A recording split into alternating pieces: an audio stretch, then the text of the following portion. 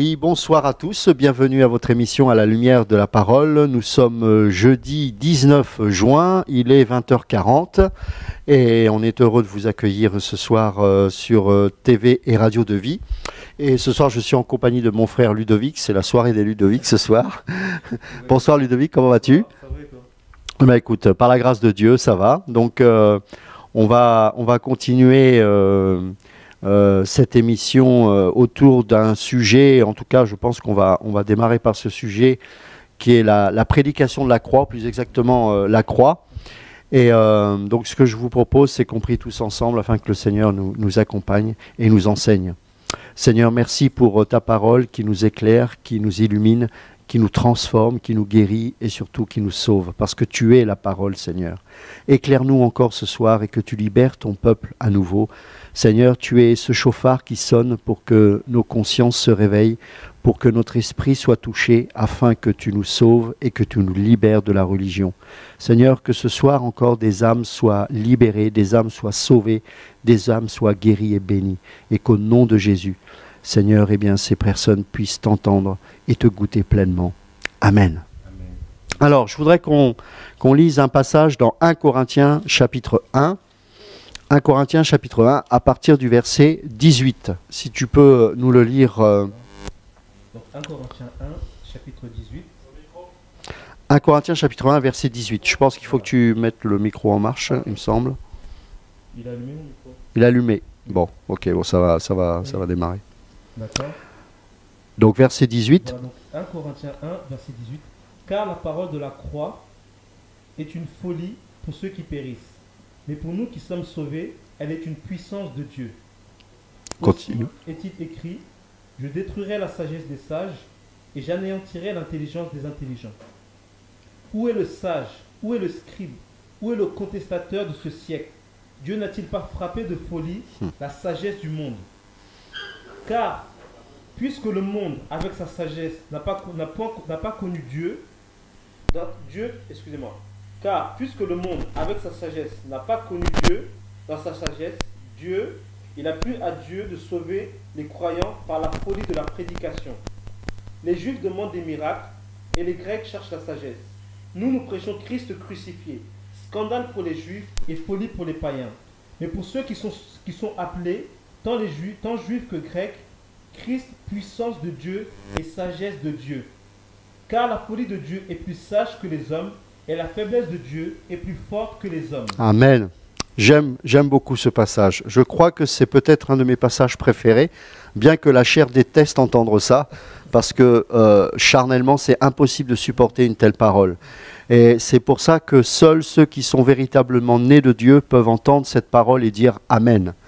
Et je reprends juste ce verset qui nous dit au verset 18, « Car la prédication de la croix est une folie pour ceux qui périssent. Mais pour nous qui sommes sauvés, elle est une puissance de Dieu. » Cette prédication de la croix, elle est combattue aujourd'hui. Cette prédication de la croix, elle est vraiment attaquée de toutes parts. Pourquoi? Parce qu'aujourd'hui, nous avons un évangile de plus en plus terrestre et charnel. Et la croix, justement, elle a pour détruire les œuvres charnelles, les œuvres des ténèbres. Et cette sagesse humaine qui consiste à élever l'homme au-dessus de toute chose, eh bien cette sagesse, elle est détruite par la folie de la prédication de la croix. Et mes amis, c'est la raison pour laquelle ce message est tant combattu aujourd'hui. C'est la raison pour laquelle on lapide des prophètes, on lapide des hommes et des femmes de Dieu qui n'ont point honte de l'évangile, du véritable évangile, qui nous parle de la croix. Et nous allons voir tout à l'heure, la technique va nous montrer quelques images qui pour moi sont effrayantes et abominables. C'est qu'aujourd'hui, c'est l'homme qui est au centre. C'est l'homme qui est au centre de toute chose. Et alors que dans le véritable évangile, c'est Christ qui doit être au centre. Ça veut dire que la croix nous amène non plus à nous considérer nous-mêmes, mais à considérer celui qui est mort pour nous et qui est ressuscité, à savoir Christ. Amen. Le message, il est christocentrique, il n'est pas basé sur l'homme, mais sur Jésus. Et c'est pour ça que, regardez, les sages ont essayé de découvrir Dieu avec leur intelligence. Il y a même des scientifiques qui peuvent reconnaître qu'il y a forcément une existence de Dieu, puisque certains scientifiques ont reconnu que, à partir du Big Bang, il a bien fallu un point de départ. Mais est-ce que cela pour autant amène la révélation? Non. Est-ce que le fait de croire qu'il y a un être suprême au-dessus de nous, qui effectivement existe, nous amène à une relation avec ce Dieu-là? Non. Pourquoi? Parce que Dieu doit se révéler. Et mes amis, quand il se révèle, ça change notre vie. Parce qu'il vient nous donner une nouvelle nature, une nature que nous n'avions pas auparavant, une nature d'en haut, une nature qui vient du ciel et qui fait qu'à partir du moment où la semence incorruptible de Christ est semée dans nos cœurs, il y a une métamorphose qui se produit en nous selon Romains 12, 1 et 2 et qui fait que petit à petit, notre âme se transforme. Et ce processus de transformation ne peut se faire qu'au travers du message et de la prédication de la croix, parce que la chair doit mourir tous les jours. À chaque fois, nous est proposé un choix dans nos vies. Celui de prendre le défi de la croix, non pas Seigneur, ma volonté, mais ta volonté, ou alors celui de dire, ok, ça va être ma volonté parce que j'ai pas envie. Non, on doit mourir à nous-mêmes. Pour que la résurrection se manifeste dans nos vies, il faut expérimenter la mort dans notre quotidien. Et c'est la raison pour laquelle vous avez des églises qui sont pleines à craquer, parce que dans ces églises-là, on ne prêche pas ce message-là, parce que ce message-là n'attire pas la foule. Elle attire des disciples, elle attire ceux qui sont de la même nature que Dieu. Car seuls ceux qui sont réellement nés de nouveau acceptent le message et l'évangile de la croix. Et tout ce que l'on dénonce aujourd'hui, c'est ce message qui consiste à mettre l'homme au centre de toute chose. Non, non mes amis. Christ n'est pas mort pour que tu aies une belle vie ici-bas. Christ n'est pas mort pour que tu aies une belle maison. Christ, il est mort pour que tu sois sauvé. Car Dieu a tant aimé le monde qu'il a donné son Fils unique, afin que quiconque croit en lui ne périsse point, mais qu'il ait la vie éternelle. Tout le monde connaît ce verset, mais est-ce que nous comprenons la profondeur et la portée de ce passage? Ce verset qui est situé dans un contexte particulier, qui est une rencontre entre justement un homme qui a voulu connaître et rencontrer Dieu par la religion, et Dieu fait homme, qui lui révèle que si tu ne nais d'en haut, tu ne peux voir le royaume de Dieu. Et ce même homme est là et il essaye de comprendre comment un homme peut à nouveau entrer dans le ventre d'une femme et renaître à nouveau. Il n'a pas compris parce que Dieu doit se révéler dans sa vie. Et par la connaissance, on est bête. Parce que quand on est dans la connaissance, qu'est-ce qui se passe? On réfléchit, on se dit, alors il faut naître d'en haut, donc ça veut dire que je dois à nouveau rentrer dans le ventre et sortir. Voilà, on est bête. Bac plus 10, complètement idiot. Pourquoi? Parce que l'intelligence doit être spirituelle et elle est liée à la révélation de notre Dieu. Dieu se révèle, les écailles de nos yeux tombent, le Seigneur illumine les yeux de notre cœur et alors à ce moment-là, on vit le royaume de Dieu parce qu'on est imprégné du royaume de Dieu. Et mes amis, déjà Paul à son époque était confronté aux gens qui ne voulaient pas accepter ce message de la croix. Et en plus, le pire dans tout cela, et c'est pour ça que dans la deuxième épître aux Corinthiens, Paul passe beaucoup de temps à se justifier. Paul est l'exemple même du disciple de Jésus-Christ et l'exemple même du messager de la croix. Pourquoi? Parce que Paul a touché également beaucoup de Grecs. Mais on sait que dans le sophisme, dans la rhétorique grecque, dans la pensée philosophique grecque, et aussi même dans l'aspect physique des Grecs, il y avait un culte de la personne, un culte du corps et un culte de l'intelligence. Et Paul, est le contraire de tout cela.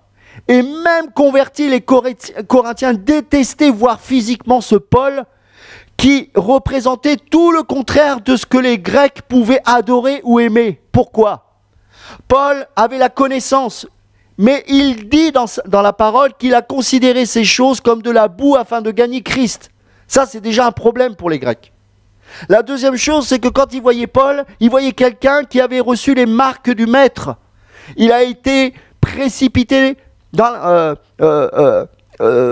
via une falaise considéré comme mort. Il a été fouetté, il a été lapidé, il a connu plusieurs fois le naufrage. Il a certainement eu la mâchoire fracturée. L'histoire de l'Église nous raconte un Paul petit, chauve, avec une voix fluette. Ah, c'est pas le Paul qu'on voit dans certains films éloquents. Non. Et c'est pour ça qu'il passait son temps à se justifier auprès des Corinthiens en disant « Mais vous me critiquez parce que je suis puissant par mes lettres, mais quand je viens vous voir, je suis faible et misérable. Mais je vais venir avec l'autorité que Christ m'a donnée et vous allez voir si je n'ai pas la même puissance quand je viens vous voir. Car que vous le vouliez ou non, il disait « Vous êtes mes enfants.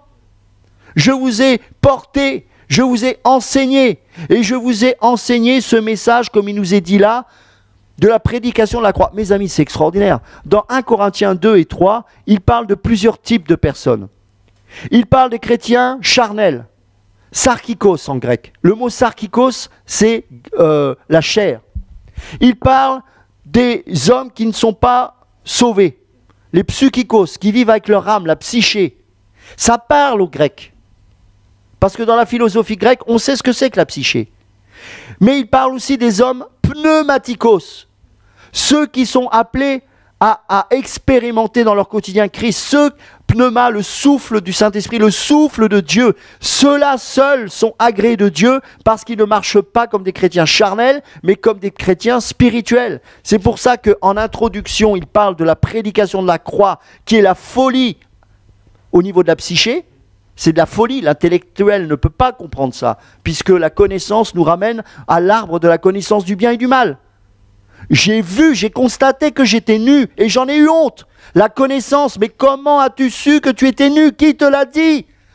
C'est pas Dieu qui lui a dit, c'est lui. Et donc il a perdu la conscience de Dieu pour être rempli de la conscience de lui-même. Ce qui fait que désormais, il n'avait plus le vêtement de Dieu, mais le vêtement de sa chair. Et c'est pour ça qu'il leur dit, oh Jésus, il leur dit, mais vous êtes des chrétiens charnels. 1 Corinthiens chapitre 3, verset 1. Pour moi, frères, ce n'est pas comme à des hommes spirituels, pneumatikos, que j'ai pu vous parler, mais comme à des hommes charnels, sarkikos, c'est-à-dire des gens qui ne comprennent pas des choses d'en haut, pourtant ils sont chrétiens. Comme à des enfants en Christ. Enfants ici, c'est népios, c'est péjoratif, c'est des enfants qui sont incapables de grandir. Je vous ai donné du lait, non de la nourriture solide, car vous ne pouviez pas la supporter, et vous ne le pouvez pas même à présent, parce que vous êtes encore charnels. Certains disent, verset 5, moi je suis d'Apollos, moi Paul, etc. Il y avait des conflits, il y avait des divisions. Pourquoi? Parce qu'on voulait regarder à l'éloquence des gens. Mes amis, je vais vous dire, si vous êtes vraiment des enfants de Dieu, vous serez brisés toute votre vie. Personne ne vous considérera. C'est comme ça. Paul n'a pas été considéré de son vivant. Il dira à la fin, tous m'ont abandonné. Tous. Tous. Combien de fois j'ai dû encourager des frères? Combien de fois j'ai averti des frères en cachette?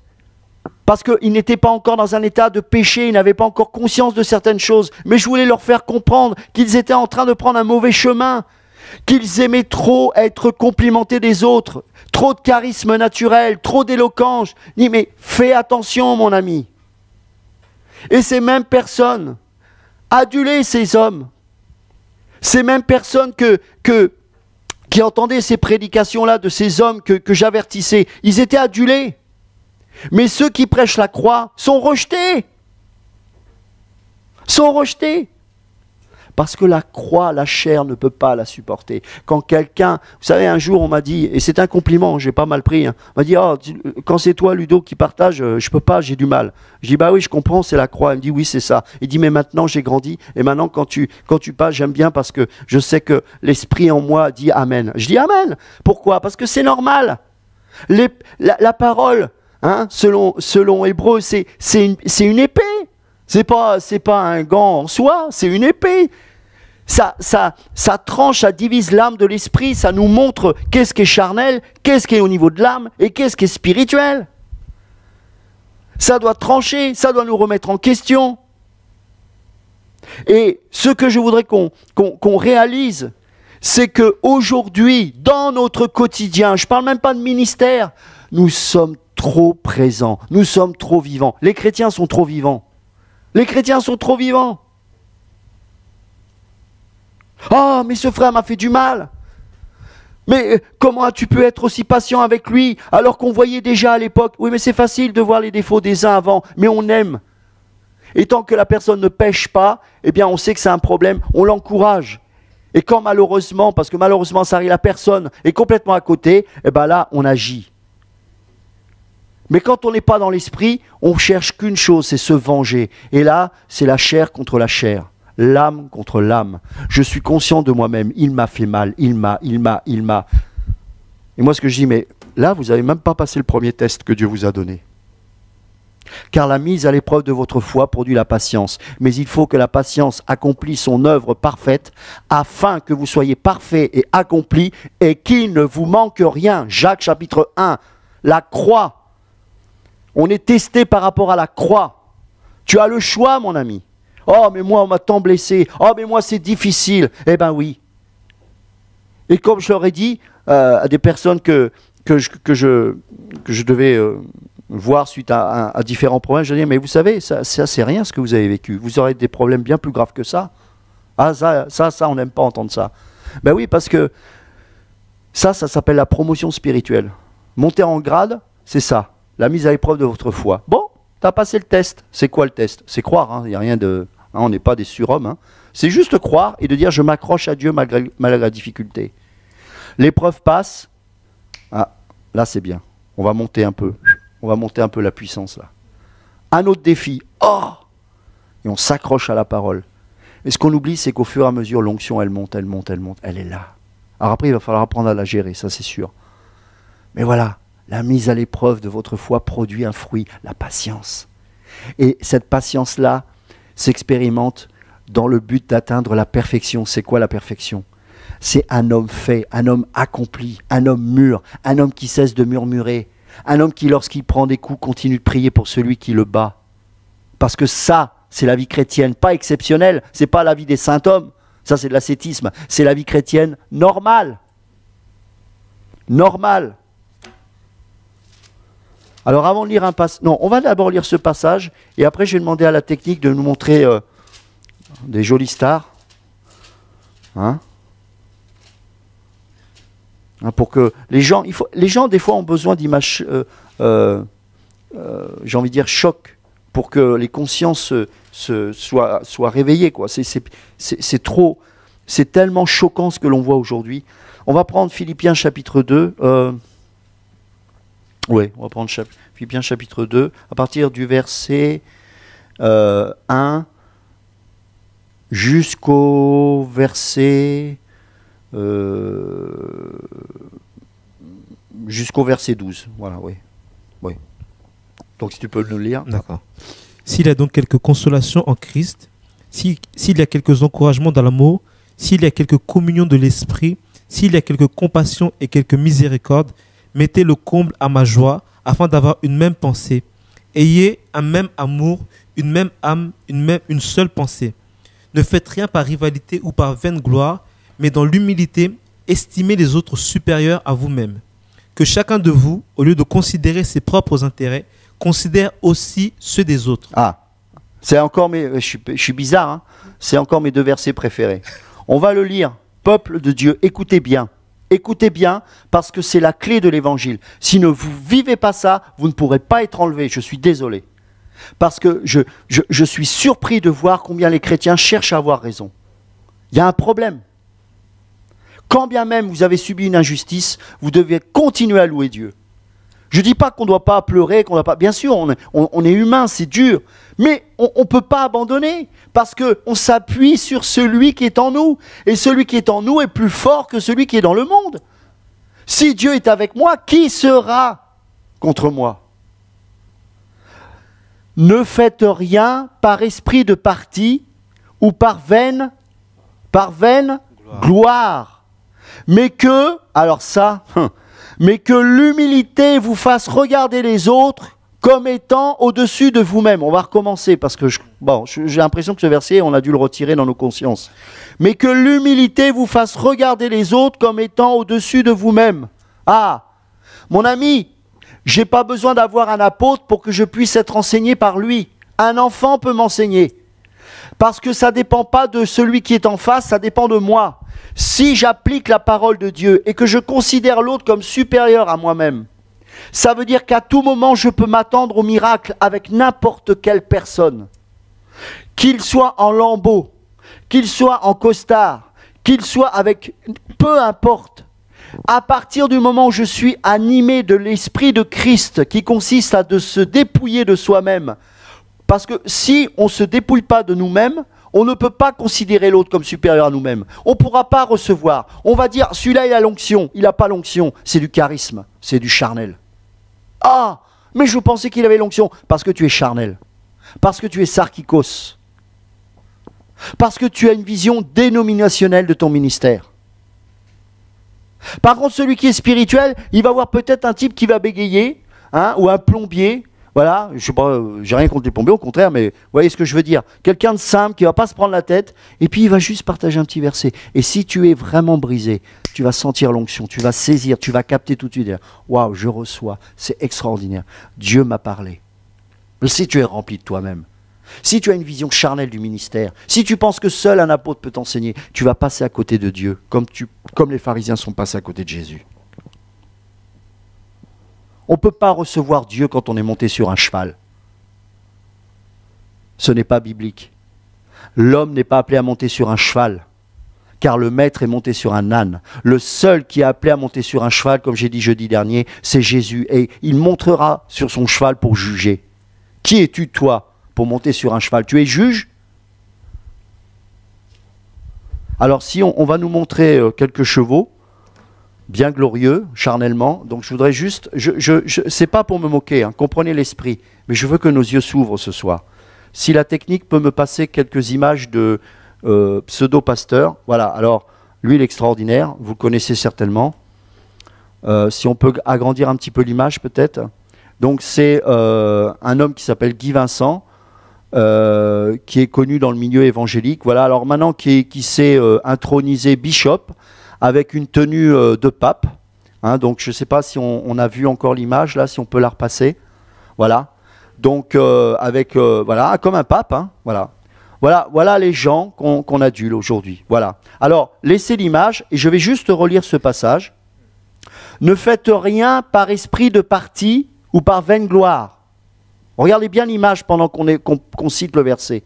Ne faites rien par esprit de parti ou par vaine gloire, mais que l'humilité vous fasse regarder les autres comme étant au-dessus de vous-même. Ok, on va mettre un autre pape, s'il vous plaît.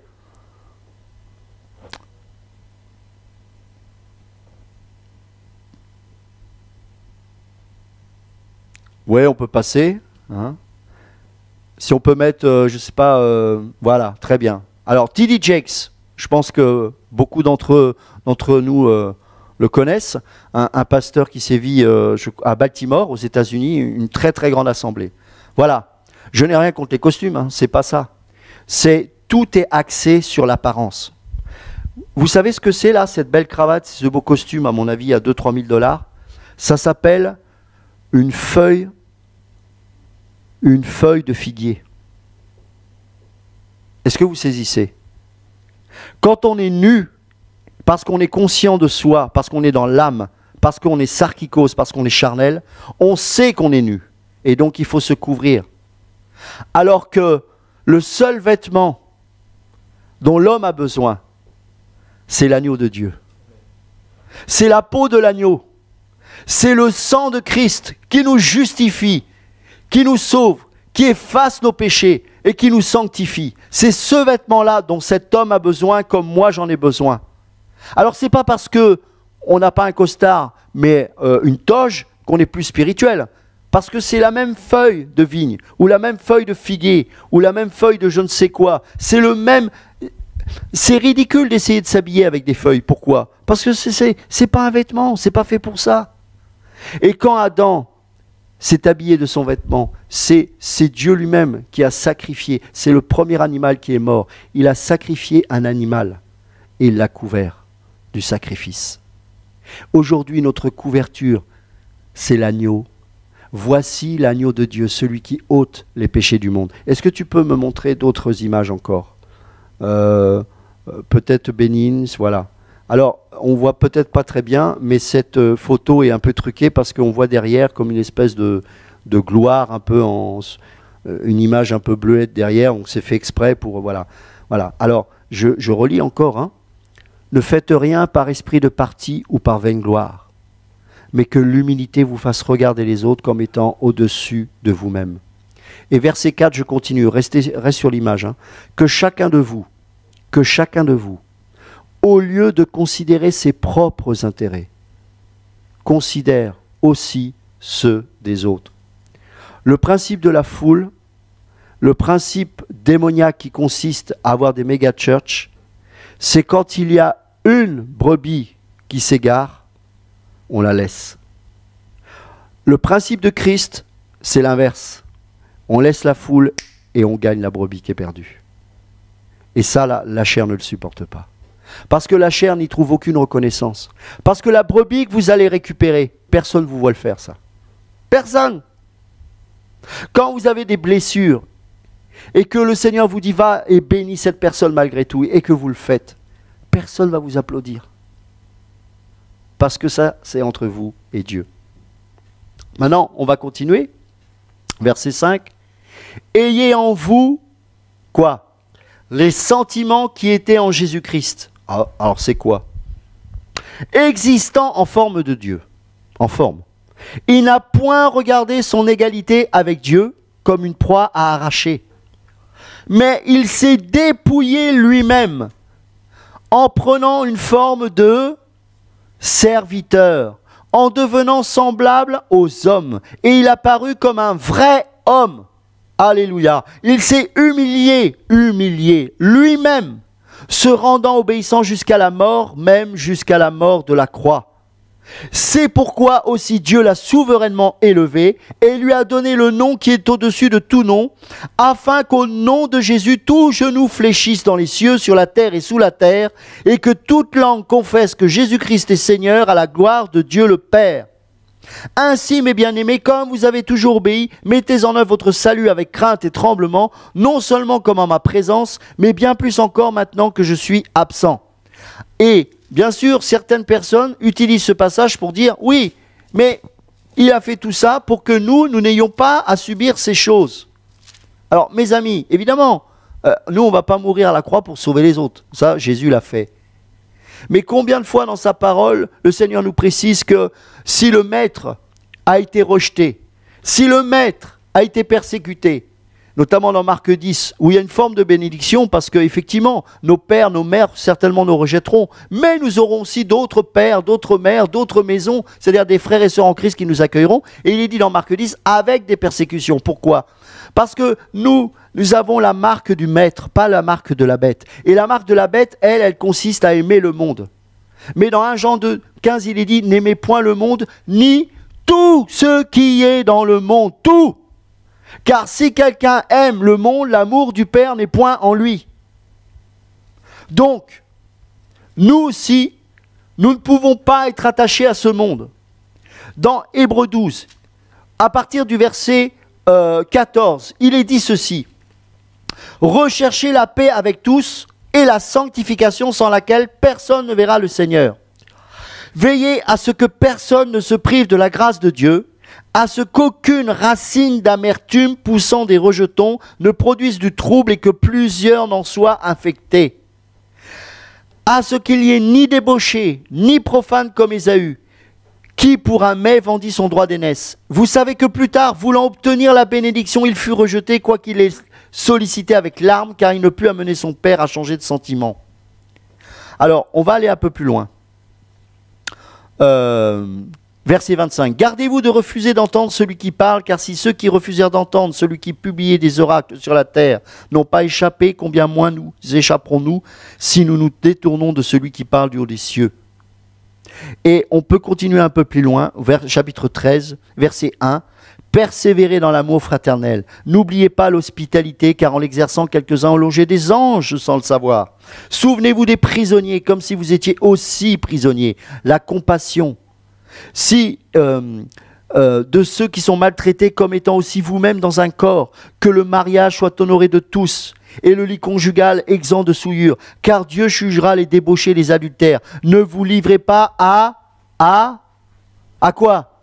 À l'amour de l'argent. Contentez-vous de ce que vous avez. Car Dieu lui-même a dit, je ne te délaisserai point et je ne t'abandonnerai point. C'est donc avec assurance que nous pouvons dire, le Seigneur est mon aide, je ne craindrai rien, que peut me faire un homme? Souvenez-vous de vos conducteurs qui vous ont annoncé la parole de Dieu.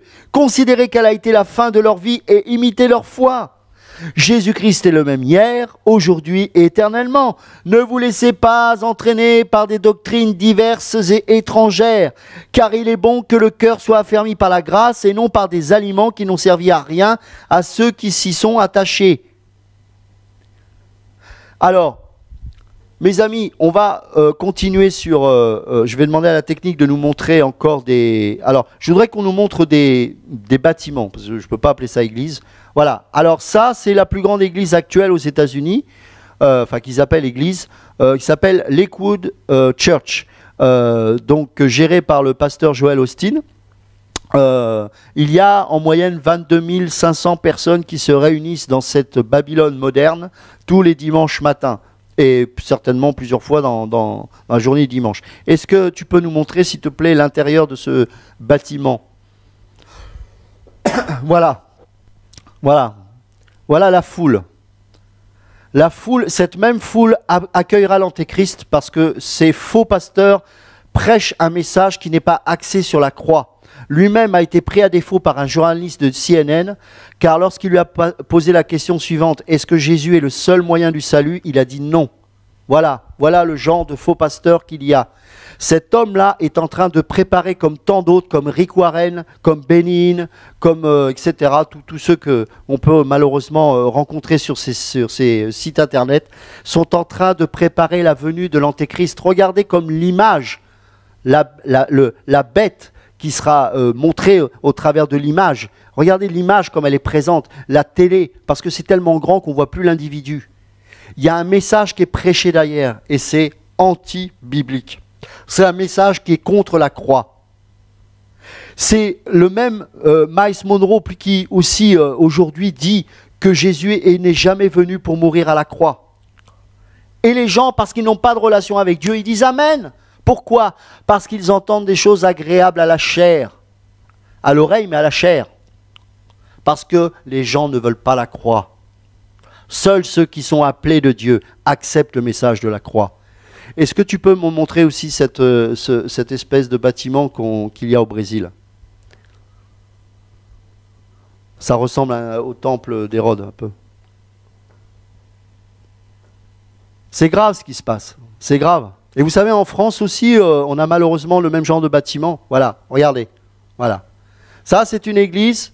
Alors, apparemment, il y a un centre commercial, une église évangélique au Brésil. Voilà. Voilà. Voilà. On pourrait peut-être lire 2 Thessaloniciens chapitre 2. On reste sur cette image, parce que je pense que les images parlent, vraiment.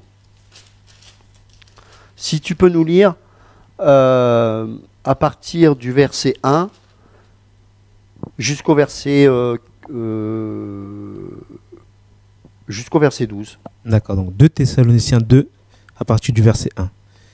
Nous vous le demandons, frères, en ce qui concerne l'avènement du Seigneur Jésus-Christ et de notre rassemblement auprès de lui, ne vous laissez pas promptement ébranler dans votre bon sens, ni alarmer par quelques inspirations, par quelques paroles ou par quelques lettres qui vous seraient attribuées comme si le jour du Seigneur était déjà là. Que personne ne vous séduise d'aucune manière, car il faut qu'auparavant l'apostasie soit arrivée et que se révèle l'homme impie, le fils de la perdition, l'adversaire qui s'élève au-dessus de tout ce qu'on appelle Dieu ou qu'on adore et qui va jusqu'à s'asseoir dans le temple de Dieu et se faire passer lui-même pour Dieu. Alors là, c'est intéressant. Qu'est-ce qu'il va faire l'adversaire? Il va s'asseoir dans le temple de Dieu. Mes amis, on l'a dit déjà jeudi dernier, mais que nous, selon 1 Corinthiens 3, 16 et 6, 19, nous sommes le temple du Saint-Esprit. Donc, comment va-t-il faire pour s'intégrer, pour s'asseoir dans notre vie, puisque nous sommes désormais le temple. Le temple a été le temple d'Hérode, pardon, a été détruit en 70 après Jésus-Christ. Mais à partir de la Pentecôte, de toute façon, nous étions devenus un temple parce que le Saint-Esprit a décidé de tabernacler en nous, de vivre en nous. Donc, il n'y a plus besoin de temple. Et de la même manière que dans Ézéchiel, à partir de Ézéchiel chapitre 8, 9 et 10, on voit que la gloire de Dieu se prépare à quitter le temple de Jérusalem, eh bien malheureusement, on voit beaucoup de chrétiens ouvrir des portes à Satan à cause de ces fausses doctrines, et en croyant à ces fausses doctrines que nous sommes venus, que Dieu est mort pour nous enrichir financièrement, matériellement, etc., en prêchant la doctrine diabolique de la prospérité et toutes ces choses-là, eh ben, qu'est-ce qu'on fait? On ouvre des portes et Satan, à ce moment-là, il rentre. Comment il rentre? Parce que derrière cette doctrine, il y en a une autre. Tu es Dieu. La doctrine de Copeland qui dit justement tu es Dieu. La pensée positive qui consiste à dire de visualiser par la prière les choses afin qu'elles se manifestent. Tu n'as plus besoin de dépendre de Dieu parce que tu as l'argent, tu as les médias, et puis tu as le psychisme. Tu as même le spiritisme. Tu vas commencer à visualiser les choses. Il y a même un pasteur, j'ai entendu récemment, qui prône le fait de sortir de son corps. C'est carrément de la sorcellerie, mes amis. Et donc, aujourd'hui, eh bien, Satan, à travers ces fausses doctrines, rentre dans le temple que nous sommes. Et toutes ces Babylones que vous voyez là, vous voyez que ce n'est pas une église catholique pourtant. Là, ce sont des soi-disant évangéliques. Eh bien, là, on voit que l'apostasie est là. Et ça nous montre une chose, c'est que le temps est proche. Le temps du retour de Yeshua est proche, mes amis. Et je crois qu'aujourd'hui, il faut revenir au message de la croix. Mon ami, un enfant de Dieu, un véritable enfant de Dieu, quand il rentre chez lui et qu'il a peut-être des difficultés avec ses enfants, avec sa femme, qu'il a peut-être des difficultés au niveau financier, il ne s'enfuit pas, il aime, il prend ses responsabilités. Il assume, il manifeste le caractère de Christ. L'homme de la prospérité, quand il voit ça, il divorce. Parce qu'il estime qu'il n'est pas dans la bénédiction que Dieu lui a promis. Parce qu'il estime, que Dieu n'est pas là. Parce qu'il n'est pas béni. Et donc, plutôt que de prendre sa croix, eh bien, il va quitter. La femme, pareil. Elle se sent investie d'une autorité spéciale. Son mari devient une gêne et elle va le dégager. Alors qu'une femme de Dieu prie pour son mari.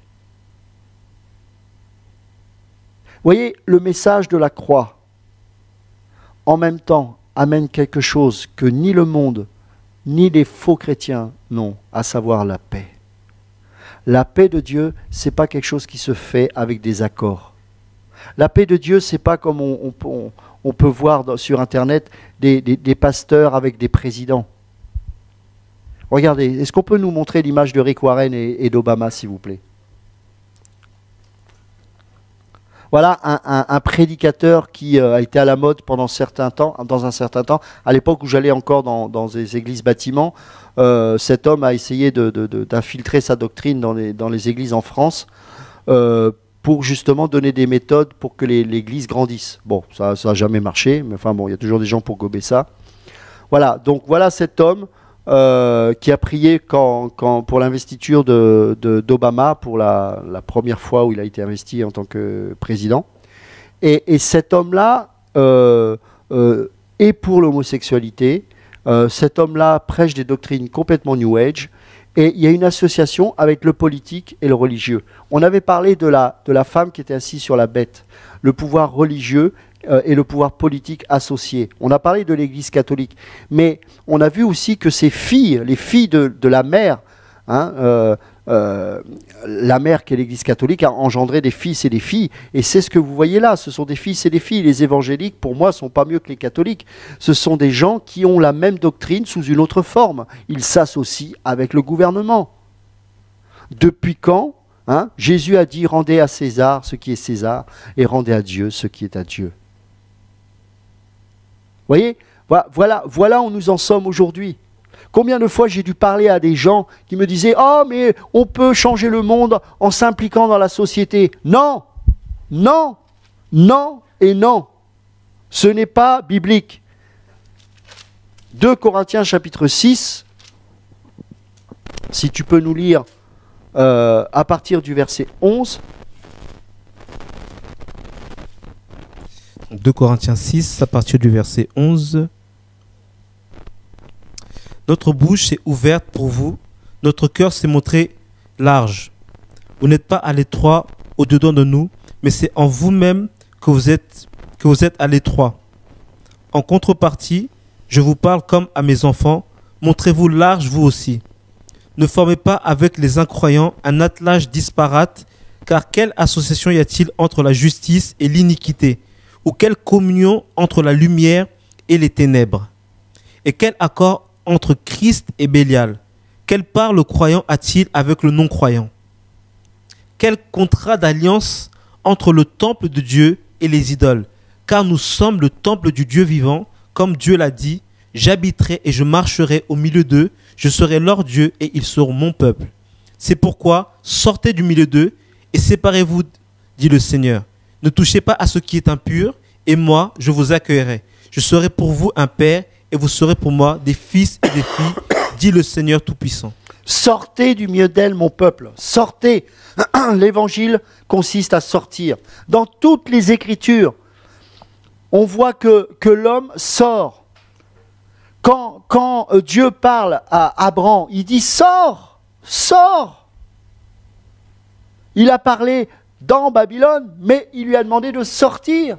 Et s'il n'était pas sorti, il n'aurait pas pu être au bénéfice des promesses et des alliances de Dieu. Ce n'était pas possible.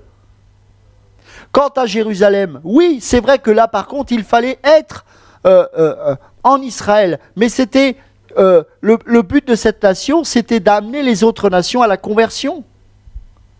Et parce que cette nation a failli à sa mission, eh bien, le temps d'Israël, le temps a été fini pendant un temps, jusqu'au millénium, où là, évidemment, Israël va retrouver une légitimité, bien évidemment. Mais là, c'est le temps de l'Église, c'est la dispensation de l'Église. Et dans la dispensation de l'Église, selon Romains 4, nous sommes fils d'Abraham, et donc nous revenons d'avant la loi. Et donc, c'est encore le principe de la dispersion. Au commencement, à chaque fois, Jésus nous ramène au commencement. Quand les légalistes disent « Est-il permis à l'homme de répudier sa femme ?» Le légaliste, eh bien, qu'est-ce qu'il fait Jésus, qui est pourtant l'homme de la loi? Il est venu accomplir la loi. Il les a ramenés avant la loi. Au commencement, il n'en était pas ainsi. Tu n'es pas appelé à vivre la loi, tu es appelé à vivre au commencement, au Béréchit. Parce qu'en étant né de nouveau, tu expérimentes le royaume de Dieu. Et donc, plutôt que comprendre la loi, tu dois revenir au commencement. Au commencement, tu ne devais pas répudier ta femme, mon ami. Au commencement, cette parole n'est pas inscrite dans la conscience même de Dieu. Cette loi, c'est parce que Dieu connaissait notre faiblesse et la dureté de notre cœur. Car Jésus lui-même a dit, c'est à cause de la dureté de ton cœur que cette loi a été proclamée, que tu pourras répudier ta femme. Mais Ézéchiel 36 et Joël 2 nous fait des promesses bien d'autres, bien sûr, qui étaient aussi pour l'Israël futur, mais qui nous parlent aussi pour nous. Je vous donnerai un cœur nouveau, pas un cœur de pierre, pas un cœur pour supporter la loi, mais un cœur pour vivre sous la présence même de Dieu, sous l'arbre de vie. Oh mes amis, quelle grâce! C'est pour ça qu'il faut sortir de ces endroits. C'est pour ça que tous ces endroits prêchent la loi. En même temps, ils sont dans le péché, bizarrement, et en même temps, ils prêchent la loi. Pourquoi? Parce que la loi rend esclave. La loi te culpabilise. Et donc te dit, et te rend servile, te rend petit, te rend minable, te rend pas victorieux sur le péché. Parce que la loi est un pédagogue pour nous amener à Christ le libérateur. C'est lui qui te libère de péché, c'est lui qui te sanctifie, c'est lui qui te donne la capacité de vivre ce qu'un homme naturellement ne pourra jamais vivre. La sanctification. Ah mes amis, Genèse chapitre 2, verset 15. L'Éternel Dieu prit l'homme et le plaça dans le jardin d'Éden pour le cultiver et pour le garder. L'Éternel Dieu donna cet ordre à l'homme. Tu pourras manger de tous les arbres du jardin, mais tu ne mangeras pas de l'arbre de la connaissance du bien et du mal, car le jour où tu en mangeras, tu mourras certainement. L'Éternel Dieu dit, il n'est pas bon que l'homme soit seul, je lui ferai une aide semblable à lui. L'Éternel Dieu forma de la terre tous les animaux. Mais vous savez, l'homme a nommé les animaux, il leur a donné un caractère à chaque fois. Mais il manquait quelque chose. Il manquait l'Église. Il manquait l'Église. Tu n'es pas destiné à être un animal. Hein. Tu es l'Église. Alors l'Éternel fit tomber un profond sommeil sur l'homme, la mort, qui s'endormit. Il prit une de ses côtes et referma la chair à sa place. Mon ami, l'Église est de la même nature que Dieu lui-même. L'Église n'est pas composée de briques. Et l'Église est composée de pierres vivantes, selon 1 Pierre 2. Et cette Église a pour matériau la côte même de Christ, le corps. Christ est la tête, selon Ephésiens 5. Et l'Église est l'ossature, le prolongement. Ça veut dire que l'Église, tu ne peux pas, avec les yeux physiques, les yeux charnels, la remarquer. C'est impossible. Et parce que l'Église est de même nature que Christ, seuls ceux qui ont reçu la nature de Christ peuvent voir véritablement la vraie Église. L'Éternel Dieu forma une femme de la côte qu'il avait prise de l'homme et l'amena vers l'homme. Et l'homme dit, voici cette fois celle qui est os de mes os et chair de ma chair. Regardez ces églises qu'on a vues. Ah, la chair, c'est beau, mais c'est mort dedans. La véritable église, c'est l'inverse. Ça ne se voit pas. Mais l'esprit sont de tout. L'esprit sont de tout. Seuls les pneumatikos peuvent discerner où se trouve la véritable église. Seuls ceux qui sont dégagés de la loi et libérés de la loi peuvent vivre du commencement de toutes choses. Voici l'os de mes os et la chair de ma chair. Attendez, mais je ne comprends pas. Il a été anesthésié par le Seigneur. On lui a enlevé une côte, il s'est réveillé. Mais comment a-t-il pu en elle voir la côte qu'on lui avait retirée? Ah, mes amis, parce que l'homme spirituel juge de tout. Parce qu'il a reçu le discernement des choses. Parce qu'il était un homme pneumatikos avant la chute. C'est pour ça que Jésus nous ramène au commencement. C'est pourquoi l'homme quittera son père et sa mère, la chair, et s'attachera à sa femme, et ils deviendront une seule chair, c'est-à-dire une seule nature. On peut pas, quand on voit l'Église, on doit voir Christ, une seule chair. L'homme et sa femme étaient tous de nus, et ils n'en avaient point honte. Pourquoi? Parce qu'ils n'étaient pas sous la loi. Ils n'étaient pas sous la loi. Il n'y a plus aucune condamnation pour ceux qui sont en Jésus-Christ. Alléluia! Alléluia! Et regardez ce qu'a fait le serpent. Il les a ramenés sur le terrain du doute pour enclencher un raisonnement humain. Dieu a-t-il réellement dit? Il y a eu un dialogue, une erreur dans l'interprétation de l'ordre de Dieu, la séduction, et ensuite ils sont devenus conscients d'eux-mêmes. Et à partir de ce moment-là, ils sont cousus des feuilles de figuier pour s'en faire des ceintures. Le ridicule. Eh bien, c'est exactement ce que vous avez vu sur Internet là. Le ridicule de ces beaux costumes, c'est quoi? Ils savent qu'ils sont pauvres, aveugles, misérables et nus. Et tous les beaux costumes ne suffiront pour habiller et cacher cette pourriture spirituelle. C'est ce que nous sommes tous, hein. On n'est pas meilleurs que les autres. Hein. C'est simplement qu'on a décidé de prendre le vêtement de Christ plutôt que de prendre le vêtement de la religion. Les yeux, verset 7, chapitre 3, verset 7. Les yeux de l'un et de l'autre s'ouvrirent, ils connurent qu'ils étaient nus, et ayant cousu des feuilles de figuier, ils s'en firent des ceintures. Ça, c'est terrible. Ça, c'est le drame de l'humanité. C'est terrible ce qui s'est passé là. C'est terrible. Car aujourd'hui, on en subit encore les conséquences, malheureusement. C'est subi. On en subit les choses, parce que quand on est charnel, voilà, on expérimente ça. Alors ils entendirent la voix de l'Éternel Dieu, comme d'habitude.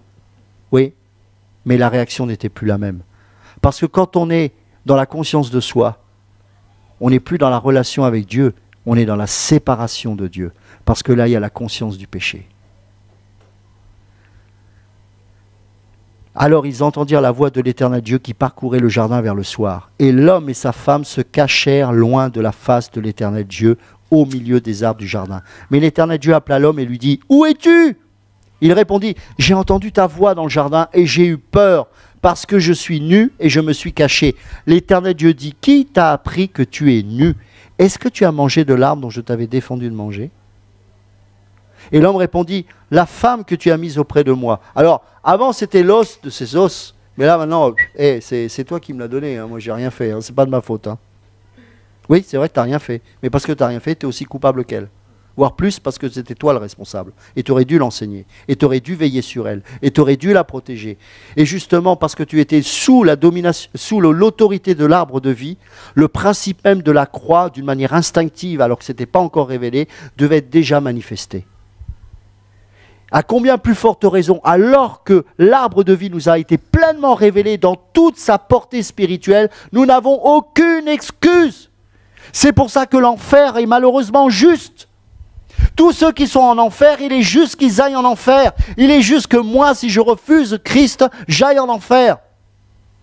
Ce n'est pas une question de sentiment, la parole de Dieu. Ce n'est pas une question de sentiment, le christianisme. C'est une question de conviction, de détermination, de vision et d'engagement jusqu'au bout. C'est pour ça que Dieu est un Dieu de reste. Il me plaît à dire que c'est le Dieu des résistants. Voilà, les résistants, il n'y en a jamais eu beaucoup. Hein. En France, on connaît bien ça. Hein. En 1944, il y a eu plein de résistants. C'est marrant, ça, ils ont tous là. Hein. Mais il y en a eu plein qui ont tondu des femmes qui ont couché avec des Allemands. Mais c'était les mêmes qui, pourtant, à l'époque, étaient aussi collabos avec les Allemands. C'est pas ça. Un résistant dans la foi, c'est pas ça. C'est celui qui vit devant Dieu 24 heures sur 24. Il n'est pas meilleur que les autres. Et s'il tombe, il se relève par la grâce de Dieu. Mais il continue, il est déterminé. Et il s'appuie non pas sur ses capacités naturelles. C'est pour ça, mon ami, c'est normal que tu dépérisses. Paul, il dit, je dépéris jour après jour. Mais alors que je dépéris, je suis de plus en plus fort à l'intérieur parce que l'esprit en moi se renouvelle et renouvelle ma force. Tu dois être un Jacob. Tu es né de nouveau? Tu boites pas. Je vois pas la marque du maître. Tu boites pas. Comment, qu'est-ce que tu racontes, Ludo? Est-ce que tu sais à partir de quand Jacob s'est fait appeler de la part de Dieu Israël? À partir du moment où il a combattu, après avoir combattu toute la nuit avec l'ange de l'Éternel, l'ange lui a sectionné le tendon de sa hanche. Et à partir de ce moment-là, son corps s'est effondré. Plus jamais il ne pouvait marcher comme avant. Et désormais, il a dit, tu t'appelleras plus magouilleur, voleur, mais Israël. Waouh! L'Israël de Dieu, c'est un homme qui boite, un homme qui ne dépend plus de ses capacités physiques et naturelles, mais c'est un homme qui dépend de Dieu. Et vous verrez qu'après, il a mis du temps à accepter cette identité d'Israël. Ce n'est seulement qu'à partir de Genèse 48 qu'on voit Israël partout. Parce que là, il ne s'appuie plus du tout sur ses capacités naturelles. Il aimait Dieu, il cherchait Dieu, mais avec l'énergie de sa chair. Et comme Dieu est bon, il s'est révélé à lui, il a dit maintenant je vais couper cette chair. Et petit à petit tu vas apprendre non plus à dépendre à tes capacités de magouille, non, mais tu vas dépendre de moi. Son père était aveugle charnellement. Mais lui, il est devenu aveugle spirituellement. Alors qu'il n'était pas l'aîné, il a volé ce droit d'aînesse. Et pourtant il voyait, mais il voyait trop bien. Mais quand il a fallu qu'il bénisse les enfants de son fils préféré Joseph, il était aveugle. Et quand il a prié, il a mis sa main droite non pas sur l'aîné comme il doit se faire, mais il a mis sa main droite sur le cadet. Et Joseph, voyant qu'il était aveugle, il dit non, tu vois pas, c'est normal, tu te trompes. Il dit non, laisse Dieu faire. Ah mes amis, laisse Dieu faire.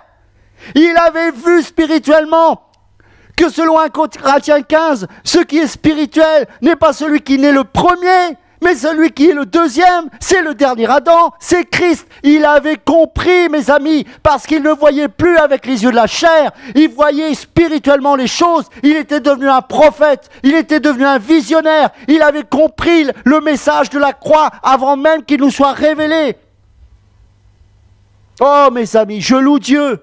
Je loue Dieu pour ces hommes qui sont des modèles et que le Saint-Esprit a permis que nous puissions lire encore et relire ces histoires extraordinaires. Et ce n'est pas un livre d'histoire seulement, c'est la parole de Dieu.